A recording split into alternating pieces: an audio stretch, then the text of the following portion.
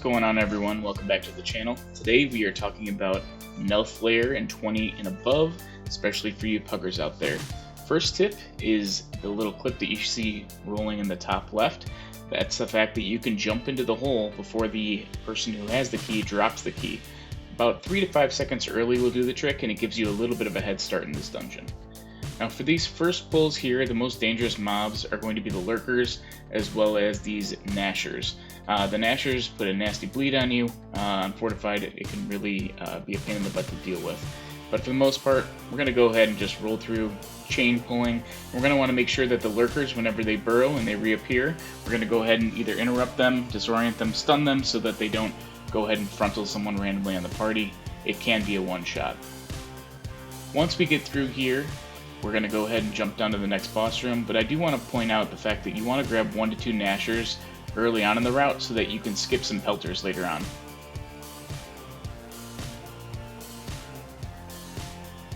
Once we got everyone down, we're going to go ahead and jump down, and this could potentially be one of the hardest bosses and actually a little bit of a pug wall, so we'll go over some of the mechanics as we get into the pull. I think one of the easiest things to do as a tank is to just face him towards these rocks here and towards the water originally to start. That gives you a little bit more room to work with, especially on tyrannical keys where he may be up longer. These skitters that are spawning absolutely should be tanked, and you need to do everything you can to bring them to you so they're not actively meleeing the rest of the party.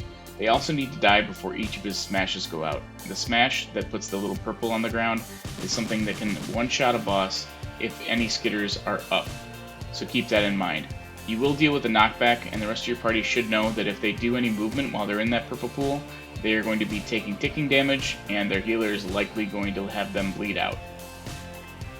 As you can see, the way in which I'm moving him around is that we're just kind of leveraging the area of the room in which no one's populating. I'm keeping him close to the wall so that I can always face the frontals away from the group. I'm making sure that each of the skitters are picked up and that they're brought in so that they can be actively cleaved down as people are DPSing the boss. Now again, this is going to be a much longer fight on Tyrannical, but even on high fortified keys, it really takes a while to kill, especially because you do have to focus these skitters down, or they can, again, one-shot on even fortified, so just keep that in mind. Don't be selfish. If you want to brick a key, not DPSing these skitters is probably the best thing you can do to brick that key, so make sure that they are actively DPSed, focus your attention on them, and make sure they're being actively tanked. If you do happen to die on the boss, you can just go ahead and release. It'll actually release you into the next area that you go to after we're done with our little barrel ride here. Alright, I mentioned we wanted to skip as many pelters as possible, and this is going to be the first one that we skip. So pulling those gnashers early on in the dungeon makes a very big difference. So we're going to go ahead and grab 2 breakers in this group. The breakers, from a tank perspective, will do a frontal mechanic that you need to move out of. They go ahead and signify that with the avalanche cast. They will also cause a cave-in to the rest of the party members as well. And so it can be a bit of a pain in the butt. It's a very fast cast, and like I said, it's another one of those pug killers. So this can be a somewhat challenging key when you start to get into those higher key levels. Here we go into double pelter pull. The way in which we like to deal with this is, if you have a priest in the party, just have the priest mind control one of them. That way you're just taking away from the potential focus of 2 pelters on a single party member. It will eventually be way too much for your healer to keep up with, and someone will inevitably die. And as you can see, we're not really having the cleanest run here. These pelters can cause a bit of an issue, but overall, emptying seems to be the cleanest way to do it. The other thing I'd like to note about the pelters is that if you're actively targeting them and DPSing them, you will cause them to jump away. So you always want to try to cleave them as much as possible instead of actively targeting. Now we're going to go into the next pull here, and the Hulk is just something that has the basic tank frontal mechanic. You just want to face that away from the rest of the party. It does actually start to truck after a bit, so make sure you do whatever you can to mitigate those, self-healing, whatever you've got. Once that's down, we're going to go ahead into one of the larger pulls of this dungeon. We're going to grab a Hulk, we're going to grab a Breaker, and we're going to grab the individual adds nearby as well. Make sure you're keeping interrupts on, whatever you can interrupt. Make sure you're facing the Hulk away from the rest of your party, and make sure that the Breaker is not facing your party because they will get the tank frontal. So you're going to want to make sure you're actively facing both the Hulk and the Breaker in the same direction whenever possible. The cave-ins will still go on to the rest of the group, but that is for them to deal with. So we're holding a little bit here just because we don't want an extra Breaker in this next pull. 2 Breakers at the same time is really never fun, especially when you're dealing with 2 Pelters. So 1 Breaker and 2 Pelters is the best way to go. That way people can focus on the Breaker and they can cleave the Pelters without having the Pelters jump away. It's the best way to keep them grouped up.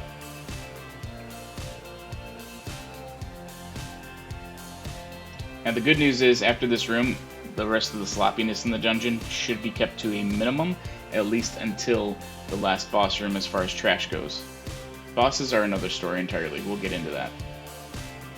So we're just going to go ahead and clean up the rest of the room here. We've got 1 more Pelter to go. You're going to want to make sure you focus that Geode down so that he doesn't just consistently get his AoE damage off. And you also want to avoid standing in the middle of the room. If you stand in the middle of the room, at least right now, you're not able to see many ground effects. And so if there is a ground effect that's going off, you're not going to be able to see it until it's too late, and it could potentially one-shot you. So we've got everything down, we go into boss, and then immediately I'm going to take the boss out of the middle, again, just to avoid any type of clipping through the ground with that little stone there. Now those hands that pop up, you're just going to have to look at where the openings are. It's something that you should not react too quickly to, just because you'll end up actually injuring yourself. But you're going to want to watch to where the openings are and walk out that way. So don't panic, don't jump out, don't use any crazy movement ability unless you know that you are lined up perfectly. So we're going to get these idols down, the boss is going to go under, and this is like a game of cups. We're going to go ahead and watch the one that he was under, and we're just keeping track of potentially which one it is. We've got it tracked here. Usually what's best to do in pugs is to mark it. If you're in voice, you can always call it out, but that's the best thing to do. If you lose it, make sure you know that. Make sure you let people know that you've lost it, and that you potentially need someone who feels a little bit more sure than you do about where Crag Shaper actually is. Otherwise, it's a big time waste. This boss can take a ton of time, or it can be really fast, depending on how quickly you're able to deal with these mechanics. These idols should be cleaved down. Do not stack on one another while you're DPSing the idols. You will actively be getting cave-ins while those idols are out. So we're off to our next pull. We're going to go ahead and skip this pack, and we're going to go ahead and grab a bunch of Gnashers. Now these Gnashers can absolutely truck anyone in melee. They will eat your tank alive, so make sure that you're keeping active mitigation up whenever you can. As a tank, I like to move them around, use things like Typhoon, Vortex, whatever you got to do to potentially kite them, especially as you get into higher key levels. But just be ready, because they will eat you. So we've got a Lurker in this pack as well as a Grubmaster. The Grubmasters have a frontal, and the Lurkers will actively do their burrow. When grubs spawn, you need to make sure the grubs are either disoriented or stunned so that they do not transform into a mini version of what the next boss looks like. They will absolutely truck and dominate your group if you let them do that, so make sure they do not go ahead and evolve or metamorphosize or whatever the ability is called, and make sure they stay grubs. So disorienting and stunning is the way to go here. Again, make sure you're also interrupting, stunning the Lurkers whenever they burrow so that they are not frontaling someone and one-shotting as well. These are relatively easy packs to deal with, but some of the mechanics are relatively unknown, and it should be something that you as the tank should be aware of.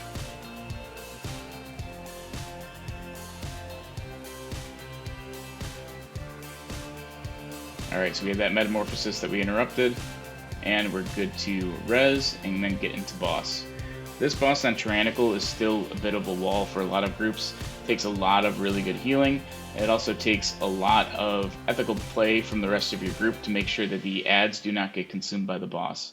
If the ads get consumed by a boss at on a higher key, you're generally going to run into some trouble, so just keep that in mind. It should be a group effort on the ads here, just to make sure they are not consumed.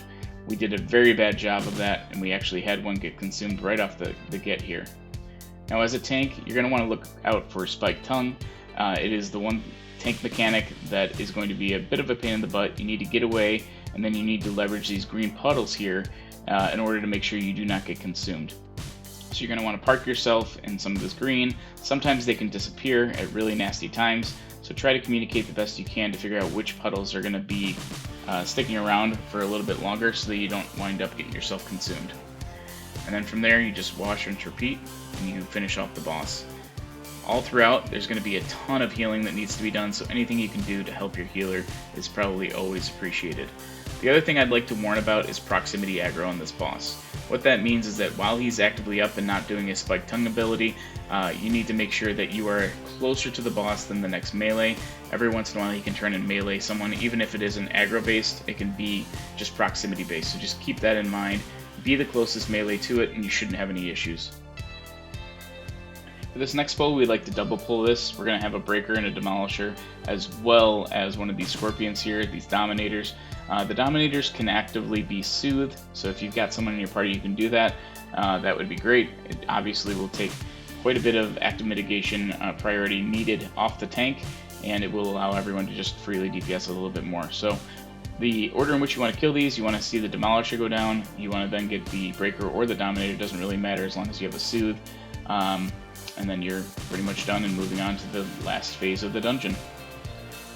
Now these two packs are worth a ton of count, and so you'll easily 100% this if you do that first Pelter skip, as well as grabbing those Nashers early on. So we're only dealing with one of these packs at a time. There's a lot of damage that goes out here, even on whether it's a fortified key or a tyrannical key. This trash, for whatever reason, is still trucking because of the jagged disc throws from these trappers. So soothe the dominator, kill the trapper, and then you can chain into the next pull relatively easily. Toss your healer and innervate if you can if you're a bear. Otherwise, keep an eye on your healer's mana pool. They might need some help. Same pull, only on the other side here.